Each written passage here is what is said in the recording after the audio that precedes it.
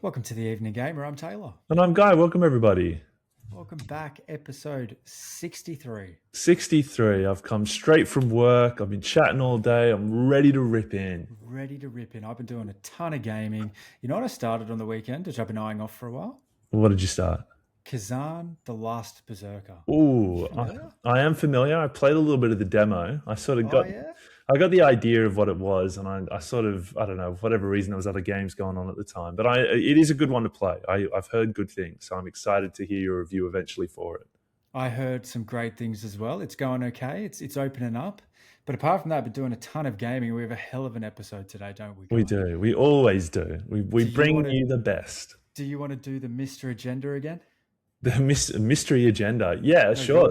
you're Mr. Agenda. Oh, I am Mr. Agenda. I am Mr. Agenda. So the agenda for today, good sirs, ladies, gentlemen, is we are going to do the news and then we're going to go straight into Taylor's review. I will leave it to him to announce what game he's reviewing today.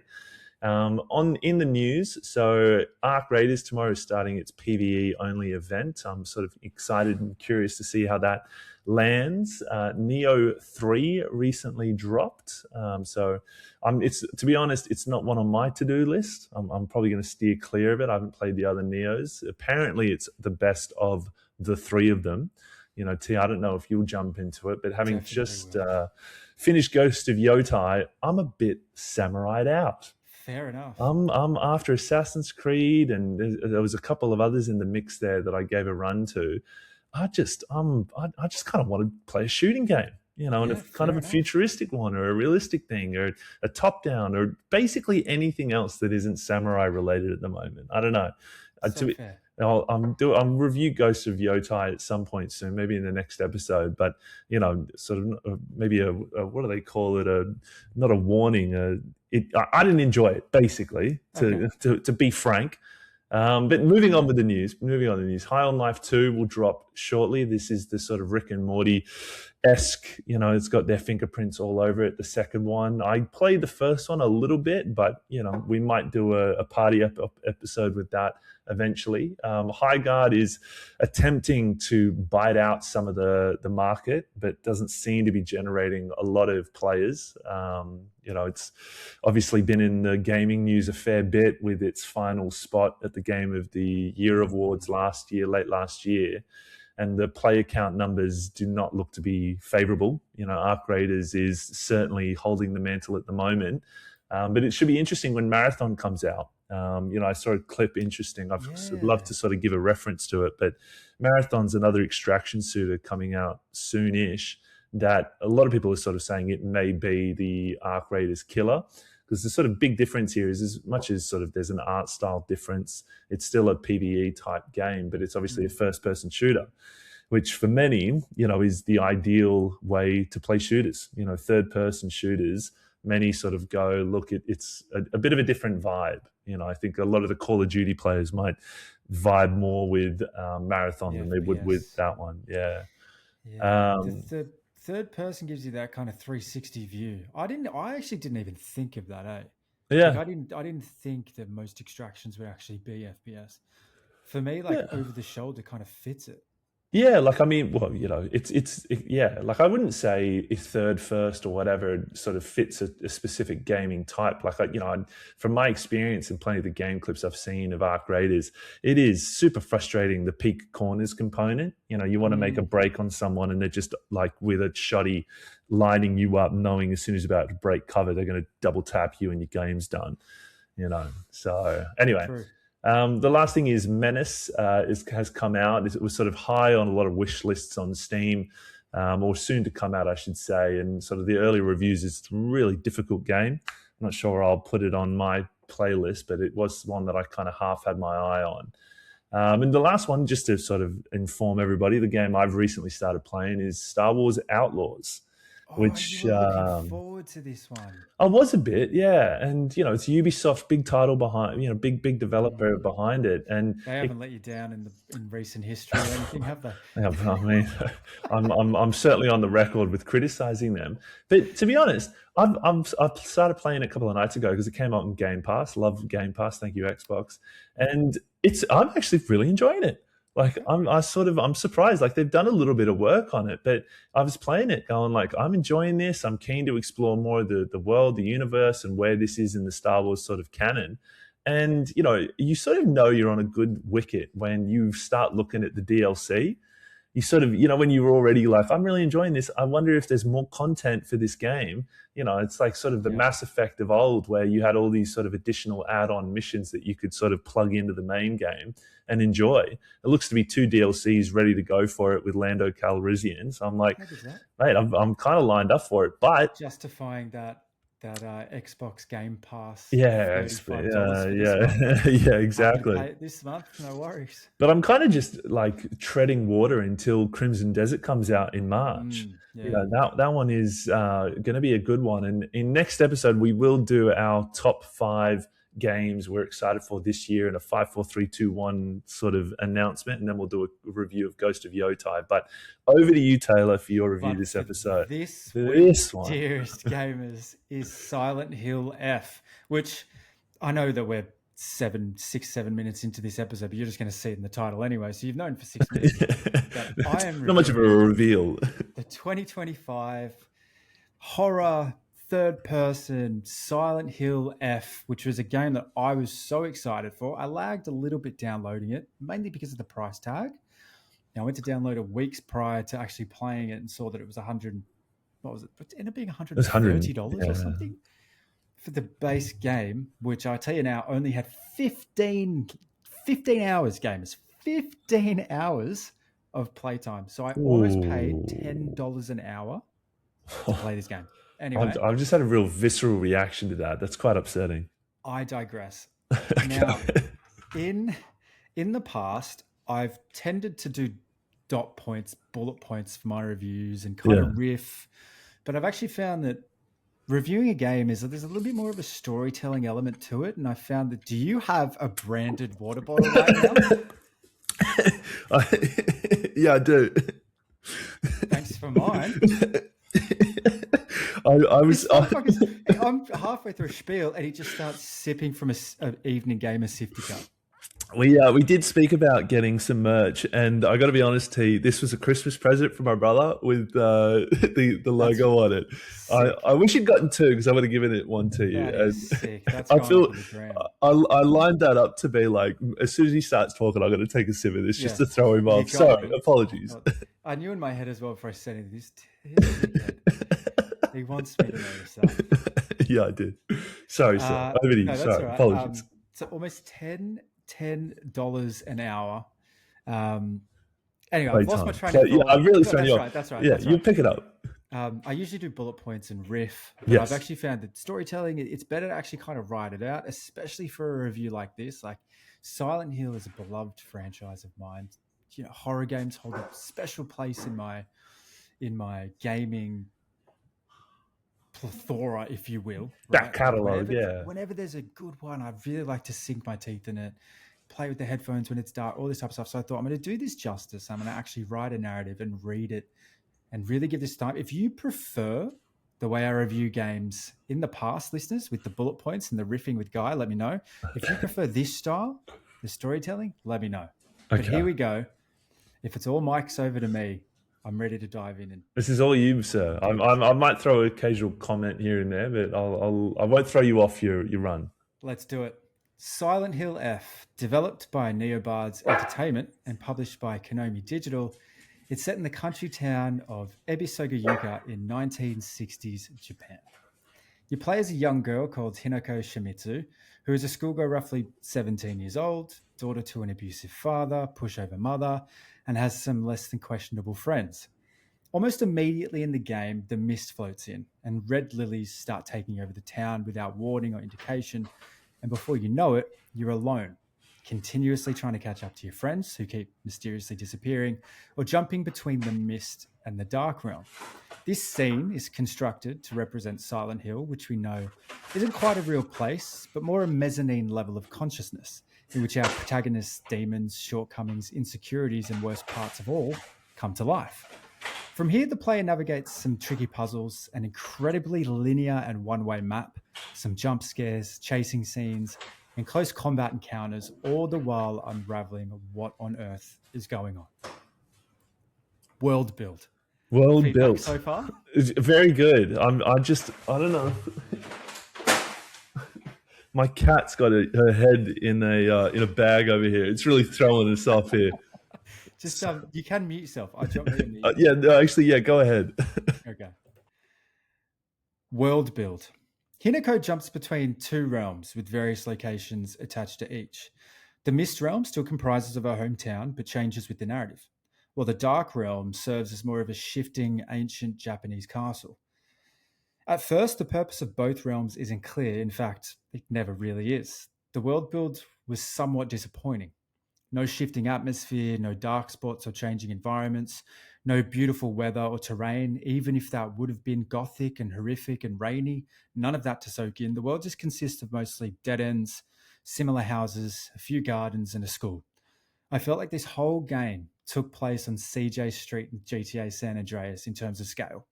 A definite regression from Silent Hill 2. Character development. Not bad, but not easy to follow. The narrative consistently titillates you, seemingly promising a storyline that might make sense around the next corner, only to stagnate and get stuck in the inertia of its original theme, which is confusion, denial, and dead ends. You know, that this is a girl stuck in denial and not knowing what's going on.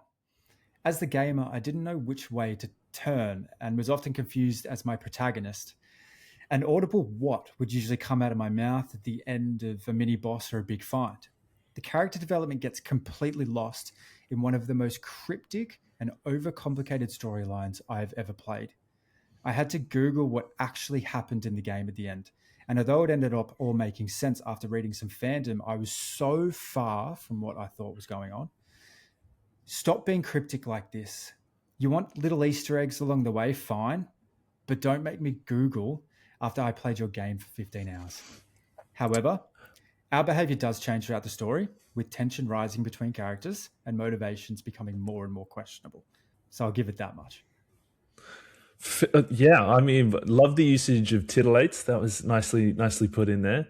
And I mean, I'm just astounded at the price point to then be Googling the storyline. Like it's not a sprawling game that takes hours and hours and hours of game time. And if it's unclear, like, was it an artistic decision to sort of, because Silent Hill, horror, mystery, sort of keep you on your toes. But if there's no satisfactory reveal at the end to tie it all together, then yeah, I'd be pretty fucking disappointed. Yeah, it's like they wanted to shroud it continuously in mystery and never knew when to tell you what was going on. Great. And at the end, it kind of just ends, and you're just like, oh, okay. Well, I suppose like the character arcs have seemingly come Conclusion, to an yeah. end, I guess. Yeah. Why any of this happened and why there were all these why you rolled out the side story to me with the side quests and the notes that I was reading and the flashbacks of the things that she went through with her friends. That was not clear to me at all. None of that morphed into the ending. None of it morphed into this story, this amorphous story that felt like it'd been building for the last 15 hours of gameplay. And it was so weird. Like, I had no idea. I've never been so lost at the end of a narrative before, where I was like, I have no idea what that was even about. Yeah. This happened to some people and this happened to other people at the end. Okay, fine. But it didn't make sense. And like, it wasn't until I Googled the longest Reddit post of someone that's obviously got a knack for understanding storyline and obviously understood Japan in the 1960s for me to be like, wow. Okay. Like, that was so poorly rolled out to me.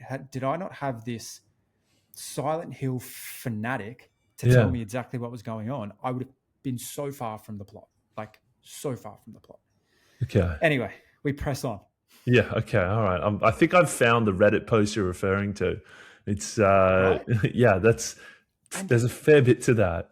It's like, to figure it out, you would have had to been there with a notepad and be like, demon monster wearing white, and like brainstormed with yourself what that could possibly mean. So this game is like the English, year 10. So what did the story mean? Like, Worse than what that. does the color mean? Okay, all right. Think about, I don't know if anyone listening did this, but in year 12, we had to analyze Frankenstein, right? Because there's a lot of like playing God in that. And this is in English, he plays God and like how he hates his own creation and where's the line, all that type of stuff. Yeah. And it ends up being so much more beyond the book than you really kind of get in your first, Readings of it. kind of Yeah. taste of it. Yeah. This is that times 10. Right. Okay. Best English teacher in the world didn't stand a fucking chance in this game. No way. Anyway, mechanics. Okay. Yes. Insert big sigh here, because when are we going to balance scary games with good mechanical flow? And I feel like the reason why we hit this brick wall, or developers hit this brick wall, is because they want scary games to be slow. They want for you to get caught around corners. They want it to be difficult for you to open doors, because it's like it kind of adds to it. But like, there's got to be a better balance between jankiness and slowness and poor input and all this type of stuff, and making the game still feel smooth. Yeah. Combat was once again terrible. You have dodge, sprint, and hit. That's it. Dodge lunges you forward or back a meter. Like, boss me up, make me move, give me some excitement, just scale up the enemies to match. Like, Yeah. I don't know why scary games have to equal slow and shit all the time, but like, I mean, here we are again. Interact was terrible. You had to have like doorknobs in your mouth before you could open and close them. There was delayed movement, kind of janky combat movements, double clicking on buttons at certain times. They were amongst some of the many mechanical shortcomings here. Yeah. Like, I don't understand in 2025 why I pick up a game and I feel like I'm playing a 2003 controller release. Like, I just don't know why that's still a thing. And like, I think that they still are on this bandwagon of like, oh, it's a scary game, we don't want you to be able to move that. It's like, yeah, but this sucks. Like, this sucks. Like, this is frustrating. Like, it's So were you like, so if bad. you were like, didn't hit X at the right moment, door didn't open, the big bad like consumed your head or something, No, like it was more that just like you just turned around and they were so slow and you're like, oh, I've got like 10 minutes to open this door. But like, it just, when you move it around and you can see it, it's like X and you go click it and it disappears. Fuck. Yeah. Can you just start spamming it till you get it? Yeah. Man, every time. Anyway. That's frustrating. That's frustrating. Yeah. Challenge. Yes. If you like tough games and puzzles that you have to think through, figure out, converse with the person next to you, have a little bit of fun with, this game is not for you. The puzzles lacked flow. They seemed half finished. They don't relate to one another. And as someone who loves puzzle games, it was impossible to figure some of these out without Googling. Answers didn't match clues. Sequencing didn't match the flow. Potentially one of the worst puzzle hitouts I've ever seen in a Silent Hill game. Wow. Like, there was this one puzzle where it was like this. You had to like arrange, like you had to like do something in this arrange without giving too much away. You had to like do something of this arrangement of these demons that were like still, and if you didn't do it very well, they kind of came to life and tried to kill you, kind of thing. Right. But then once you got it right, one of the demons would like twist and contort and point the way you needed to go. The third phase of this puzzle just pointed straight up the wrong way. Oh god! Like, and so you go straight, and it would be like, it's like, go over here, and it was like over here, and it's like, oh, anyway, like, yeah. I mean, like, because my experience with puzzles. Like, if a puzzle floors me for whatever my time limit is, I'm on Google straight away just to get past it. I do not fuck around with that. And my love for puzzles, I'm the opposite. I will. Yeah, you played through blueprints. I think I made it through like 4 rooms. It was like, fuck this.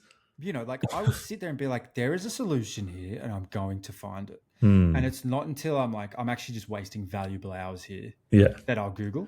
Yeah. Because I've tried everything. Yeah. Also, like, I mean, the bosses, like, when you make your combat system so simplistic, there's only so challenging there's only so challenging bosses can be, right? Like, when you've got to dodge a hit and a sprint, it's like you can't have bosses throwing stuff at you or chasing you around too much. So it was very like one-way traffic with the bosses. So that wasn't too challenging either. Like, I got almost all of them on the first go.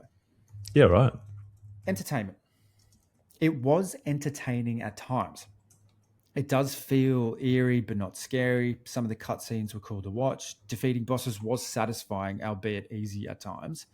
But to me, this game just lacks follow through. Every time they had a layup for something great, you turn the page and it was just blank. It introduces very few new enemy builds and very few new items. Silent Hill desperately, for the sake of their next game, needs to break out of this "we are who we are" cage. Like, this game felt like it was developed in 2005 with 2005 capabilities and a 2005 graphic setting. It looked terrible. It introduced very few. There was very little creativity, very little variety. So in terms of entertainment, look, entertained at times, but definitely like nowhere near the top of the list. Nowhere near even for Silent Hill games. To wrap it all up, final summation, if you will. Silent Hill F lacks follow through, struggling to bring its storyline to fruition. I got so lost in the cryptic nature of the story. It was actually the only reason I kept playing, thinking surely I'm about to find something out here. There are very few new areas, new enemies, variety, or creativity, as I've just said. Its puzzles are a complete non-event, and there's not much else to grasp onto in terms of this game. This game is far from the Silent Hill taste I have found so palatable in the past, it's left me wanting more. It's disappointing, simplified in the most valuable areas and cryptic in the worst. Here's something bold I have never said on this podcast before, especially for a beloved franchise like this. Give Silent Hill F a complete miss. Whoa. Okay. This is probably I'm curious to get to your numbers, because if you're finishing your review with give it a miss, this is going to be possibly the worst review we've ever done. Definitely the worst review I've ever done. We should bring up the list. Where's the list? I got the list here. So the worst rating we've ever had is a Senua's Saga 3.5. Do we have a new leader too? We don't have a new leader. Okay. You ready for him? Yeah, hit me. Okay, so again, just to reiterate, we've got storytelling, we've got gameplay. Yeah. Storytelling. Storyline, 5. World build, 6. Character development, 6. Gameplay, mechanics, 5. Challenge, 5. Entertainment, 6. Loot, 5. Okay. Score, 5.46. Wow. All right. That's okay. I'm sorry, but if you liked this game, again, I've said it before. If you love a game, you love a game. Don't let anyone ruin that. Yeah. You enjoy games how you enjoy games. You know, like it's like everyone's favorite meal. Right? You can cook the best version of your favorite meal for someone, and they just ain't gonna like it. And if you liked Silent Hill F, more power to you. I'm jealous. For me, this game missed in so many avenues, and I think what hurt it even more is everywhere Silent Hill 2 hit, this missed. Yeah. And like for me, as a franchise that does not have a lot of output, for this to be their next installment after only a remaster of a previous game in the last, I think it's 10 years, this was shocking. Wow. Like this, I don't know who you handed the reins over here to in terms of the development team, who you hired to do this, but like this is Concord for me. Like take it down. It's extortion for its price point. Take it down, put it in the top drawer. Please do a better game next time. Whoa. Am I right? Silent Hill sort of. I'm trying to remember the previous games of the Silent Hill franchise, and like when was the last one? You know, was the development team different or something like that? I mean, Silent Hill's the one where they sort of. It's like a misty town or something like. Yeah. So it's like I think I wrote it here early on. It's like Silent Hill is. I write it here as Silent Hill, which we know isn't quite a real place, but it's more a mezzanine level of consciousness in which our protagonists' demons, shortcomings, and insecurities all come to life. Like that's kind of what it is. Like it's never. Yeah. The Silent Hill is never actually, even in the movie, it's never actually defined as to where it is. Is it heaven? Is it hell? Is it between? It's just kind of this misty place where people's subconscious seems to come to life and haunt them, and in these really weird, vicious ways. Yeah. But yeah, you bang on there. It's definitely the mist. And in this game, it was red lilies as well, like these really gross flowers. Okay. But typically really, really good, rather grotesque. The movie was pretty violent. The last game that I played was Silent Hill 2, which was a Yes. remaster, which Yes. was a phenomenal game. Like, I enjoyed that game. The storyline was so good in Silent Hill 2. For us, it got an 8.86. Wow. You know, Okay. and this is coming in at a 5.46. Like, you've lost Yeah. you've Okay. lost 30% of your score here. So I think it's one of the situations where, like, it seems to be, because I'm digging into like the back of it. So it's published by Konami. Konami Yeah, being the publisher, but the developer is completely Neobuds. different. Yeah. Yeah. So the last one was who was it? Somebody completely different. And Neobards, what else have they done? They've done Dynasty Warriors, Resident Evil RE Verse, then Resident Evil Resistance. So they've got form in sort of that kind of style of game. But it seems like maybe Silent Hill F, they've tried to sort of put a Asian lens over the Silent Hill thing, if you know what I mean. Like, I might be absolutely blowing smoke having not played the game, but just sort of Yeah, I from the think so. outside looking at it. I think so. I also think that, like, Japan's in at the moment as a tourist destination historically with games. Like, there've been so many recently, and I'm not bagging on that. I'm all about it. Yeah. But this is just like, I don't know. It left a bad taste in my mouth for, like, how this franchise launched and Oh. what they've done Hmm. and what this was. Yeah. And the price tag as well. And I didn't even play that into this review. I judged it on its merits. Hey, Yeah. Fair. Okay. thinking, like, I'm happy to buy the game. Let's see how good it is. And it was so just mundane is the best word. I wouldn't even say it was bad. It was just mundane. Like, the whole thing just, it lacks what's the right word? Flavor. It lacks follow through. It lacks, you know, synthesis, if you will. Like, Yeah. it insists upon itself because it's Silent Hill. It doesn't actually present you with a decent gaming output or a storyline that you can actually talk about. Like, Yeah. I don't know. It took me 14 hours, finished the whole thing, and it was like, do you want to play an NG Plus? And I was like, no. What? The old Why NG would I do Plus. something dumb like that? Yeah. It's funny. I'm looking at the review scores across the board, and I mean, plenty. Game Informer 7.5, IGN 7 out of 10, Push Square 7 out of 10. But then there is plenty where they're like 9s and 4s out of 5. Eurogamer 4 out of 5.